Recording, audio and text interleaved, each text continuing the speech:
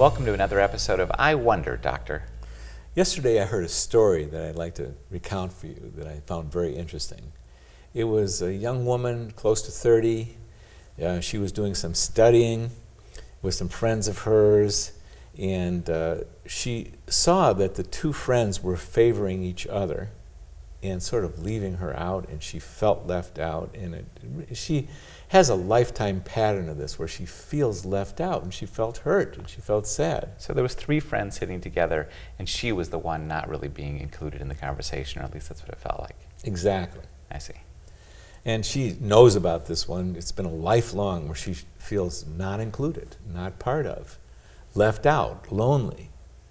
And it's a complex situation. I want to look at the various aspects of it. Because in one sense you could say, well, I'm just going to communicate to the two friends, hey, listen, you always leave me out. I feel really bad about it.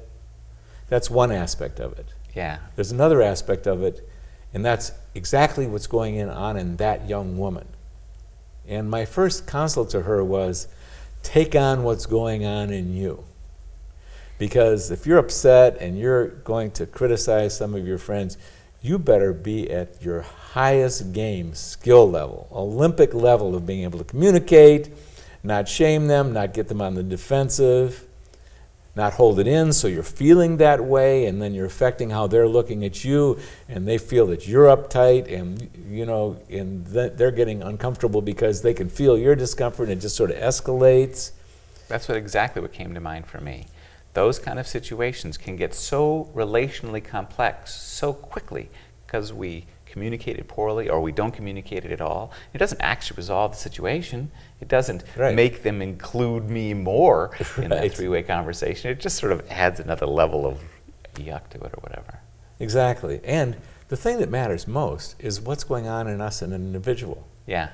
So number one, I always respect exactly what's going on. So if she's reporting to me, I feel left out, I feel lonely, I feel less than. Human beings, small, medium, or large, we all have this issue. It's around, am I good enough? Am I acceptable enough? Am I lovable enough?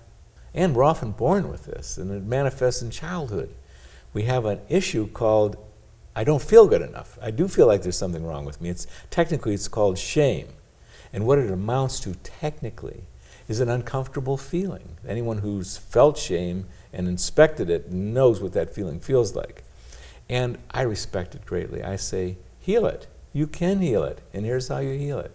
If you can get conscious enough, aware enough, sensing enough that, oh my goodness, I'm sitting with my two friends and I'm feeling sad and lonely and left out. Okay, well, I honor that. I'm hitting a sore spot in my very own self. I don't know what they're doing. I don't know if they're actually neglecting me or they're being affected by me or whatever it is, but I don't have to know that. I'm uncomfortable. Well, what's the remedy for that? It's being aware of it with your mind, but most important, allowing the exact feeling that you are feeling. No matter how much shame it might be, it feels like something. And if you breathe and feel it, and feel it, and feel it, what that will be is you're accepting it. That's an act of acceptance. You're actually in a university called I want to learn about unconditional love, because that's what you're giving to yourself, an element of unconditional love where you're accepting exactly who you are in the moment. Well, if you do that to a child who's upset and you say, it's okay, honey, you're feeling upset, just sit in my lap and you just go ahead and feel it. They're going to melt. They're going to heal that. And the interesting paradox about being an adult is we bring that unconditional love process to ourselves. We become, in essence and metaphor, our own mothers and fathers, accepting mothers and fathers. And you keep doing that with the uncomfortable parts of yourself, you heal. You get more at home. You feel more comfortable in any situation. It doesn't matter to you what other people are doing. And I love that. And, talk about freedom and getting free from the ups and downs and behaviors of other people, providing it's reasonable. It's so wonderful.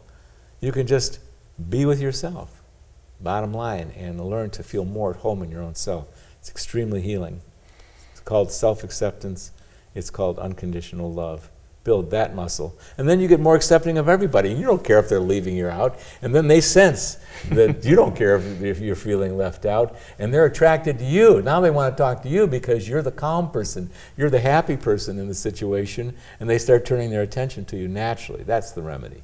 It isn't saying, I don't like how you're treating me, you know, Yeah. in an extreme example of it. It's Right. no, I'm a happy person, I'm fine with myself, and they get attracted to that. Interesting. Thank you.